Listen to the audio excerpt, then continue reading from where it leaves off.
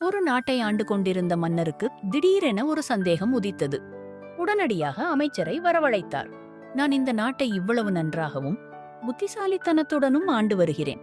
ஆனால் இந்த நாட்டிலும் முட்டாள்கள் இருப்பார்கள் அல்லவா? ஆம் மன்னா. அப்படியானால் அவர்களில் முதல் 5 முட்டாள்கள் யார்?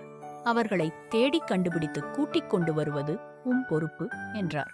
அமைச்சருக்கு ஒன்றுமே புரியவில்லை. புத்திசாலியை கொண்டு வரச் சொன்னால் ஏதாவது போட்டி வைத்து வெற்றியாளரை கொண்டு வரலாம். முட்டாளை கொண்டு வரச் சொன்னால் என்ன செய்வது? சொன்னது மன்னராயிற்றே. சரி மன்னா என்று ஒத்துக்கொண்டார். 1 மாதம் நாடு முழுவதும் பயணம் செய்து 2 பேரை மட்டும் கூட்டிக் கொண்டு வந்தார். அதை பார்த்ததும் மன்னர், அமைச்சரே, உமக்கு கணிதம் மறந்துவிட்டதோ? இல்ல மன்னா, முதலில் நடந்ததை விளக்க அனுமதிக்க வேண்டும்.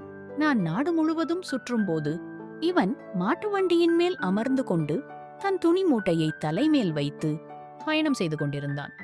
ஏன் அவ்வாறு செய்கிறாய்? அதற்குத்தான் என்றான். இவன்தான் நம் நாட்டின் 5வது மிகப்பெரிய முட்டாள் என்றார் அமைச்சர். இதோ இவன் தன் வீட்டு கூரை மேல் வளர்ந்த புல்லை மேய்க்க எருமையை கூரை மேல் இழுத்துக் கொண்டிருந்தான். இவன்தான் நம் நாட்டின் 4வது மிகப்பெரிய முட்டாள். களிப்படைந்தோம் அமைச்சரே, களிப்படைந்தோம். அரசவையில் தீர்க்கப்பட வேண்டிய பிரச்சனைகள் எவ்வளவோ இருக்கும்போது அதையெல்லாம் விட்டுவிட்டு முட்டாள்களை தேடி கடந்த 1 மாதமாய் அலைந்து கொண்டிருந்த நான் தான் 3வது முட்டாள். மன்னருக்குச் சிரிப்பு தாங்கவில்லை. விழுந்து விழுந்து சிரித்தார். நாட்டில் எவ்வளவோ பிரச்சனைகள் இருக்கும்போது அதை கவனிக்காமல் முட்டாள்களை தேடிக்கொண்டிருக்கும் நீங்கள்தான் 2வது என்றார் அமைச்சர். 1 நிமிஷம் அரசவையே ஆடிவிட்டது. யாரும் எதுவும் பேசவில்லை. உமது கருத்திலும் நியாயம் உள்ளது.